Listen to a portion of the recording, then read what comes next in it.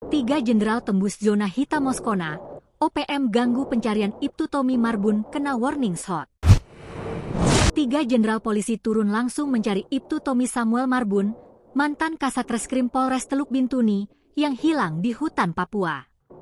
Operasi pencarian yang dimulai pada 20 April dan dijadwalkan berakhir pada 3 Mei 2025 ini dipimpin oleh Kapolda Papua Barat, Irjen Pol Joni Edizon Isir. Kemudian ada Danpas Pelopor Korps Brimob Polri, Brigjen Pol Gatot Mangkurat Putra Perkasa, dan Karobinops Sobs Polri, Brigjen Pol Auliansah Lubis. Irjen Joni Edizon Isir menegaskan, tim mengerahkan segala kekuatan untuk menemukan Ibtu Tommy Marbun dan tidak akan berhenti sebelum ada kejelasan. Kapolda dan tim menyisir lokasi zona hitam sejak hari pertama hingga 29 April, bersama pasukan melanjutkan perjalanan menuju Pos Aju Cempedak. Tim juga menembus Kali Rawara dan hutan Teluk Bintuni yang dikenal angker. Hujan deras yang mengguyur, tanah berlumpur, serta ancaman dari hewan buas seperti buaya, tidak menghalangi semangat pencarian. Namun pencarian terus dilakukan.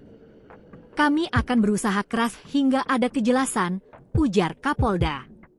Olah tempat kejadian perkara lalu dilakukan sekitar pukul 13 WIB. Kapolda bersama sebagian personel dievakuasi kembali ke Poskotis Miado menggunakan 2 helikopter, dengan kapasitas maksimal 8 orang per penerbangan. Namun, pada Minggu pagi, kamp yang dihuni oleh Ketua Komnas HAM Papua ditembaki dari arah seberang kali.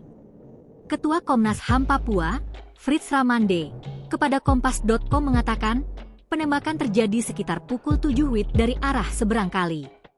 Balasan dari tim petembak Jitu Brimob dan TNI membuat lebih dari 10 orang kawanan OPM kabur.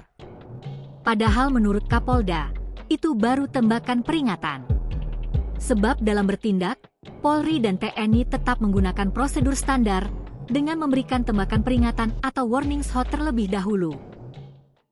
Download Tribun X sekarang, menghadirkan lokal menjadi Indonesia.